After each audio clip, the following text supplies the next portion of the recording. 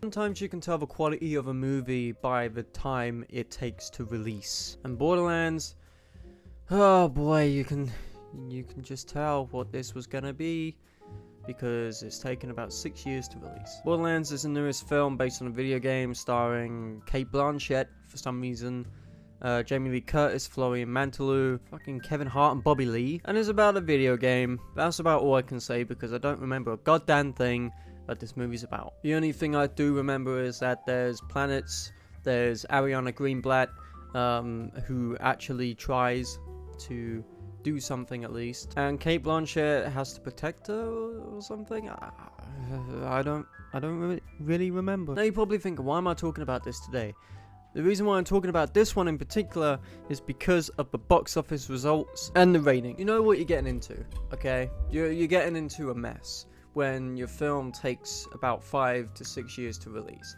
I'm pretty sure Cate Blanchett filmed this during COVID, so it's taken, what, 4 years to release, which is crazy to me. There's rumors that this was supposed to be R-rated. You can definitely tell because this is one of the choppiest movies I've ever seen. It's so messy, it's so choppy, you can tell that so many different things were cut out of it, and there's just nothing to it, except for a visual flair which is borrowed. It's a borrowed visual flair. In terms of box office, it only scored $8 million domestically with a budget of between $110 and $120 million. Bro, that is horrendous. A rom-com thing with Blake Lively did, what, 5 times that? You would think that a film with this big of budget and this big of a marketing campaign would get something, but it truly shows you that nobody gave a shit about this, including me. Now let's talk about the film itself. The film itself is such a fucking mess. As I said, it's really choppy. As I said, there's nothing really to it. It starts off with exposition and then carries on with it for an hour and 40 minutes and doesn't stop. Like, the exposition is really egregious. It's almost like it doesn't know what wavelength it's on and doesn't really know what tone it's having because of said exposition and said performances, which fucking suck. These performances are terrible. Cate Blanchett says she was bored during COVID. That makes sense when you see her performance because she doesn't actually give a shit. She was halfway through filming Tar when doing this, and yeah, it's such a Lydia Tar move to not care. Like Kevin Hart, I don't buy him as an action star. I really don't.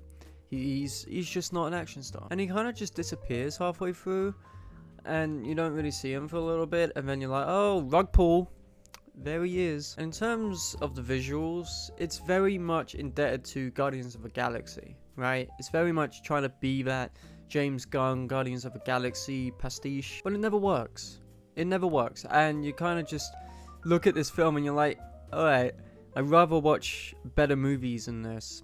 You know, it reminds me of watching, say, Guardians of the Galaxy. It reminds me of Speed Racer for some reason. And there's just so much wrong with this movie that it's like, you can't even digest what's happening because of the amount of shit that's thrown at you and how much is left on the cutting room floor that needs to be there. Structurally, it's not even the worst movie in the world, you know. Structurally speaking, it's pretty sound in terms of the cohesion of it. It's not like Cuckoo, which I will talk about in a couple days, but it's like the structure's fine.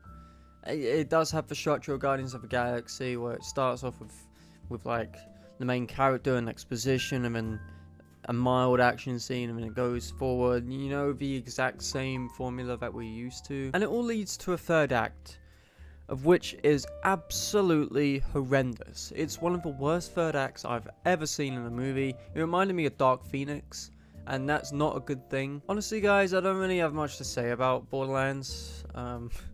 Anything else which hasn't already been said about it I think is an absolute stinker, and I don't think anybody should be watching it. Seeing interviews of Eli Roth, yeah, I don't think he even knew what was even happening. I'm struggling to get my words in because this movie is just such a nothing mud pie of a film. Ariana Greenblatt seems to be the only one who actually gives a shit, and she's having fun. But yeah, the movie is just so uninspired, so lazy, pathetic, visually muddy. It reminds me of a Fortnite skin of Guardians of the Galaxy, you know, when you load up the Fortnite lobby and you're like, oh, there's a Star-Lord skin. This is just an hour and 40-minute version of that skin. I'm gonna give Borderlands a 2 out of 10. I was so close to giving it a 1 because it's just so nothing and so pathetic and just really empty, you know? And the video games have some kind of flair to them and are definitely R-rated. You can tell that this would have benefited from an R rating, I think, but yeah, Borderlands, I don't know why this movie exists. I don't know why it was just spawned. Yeah, fuck this movie, man. Thank you guys for watching this video. Don't forget to like, comment, and subscribe, and tell me down below if you've seen Borderlands, and I will see you guys in the next video. Peace.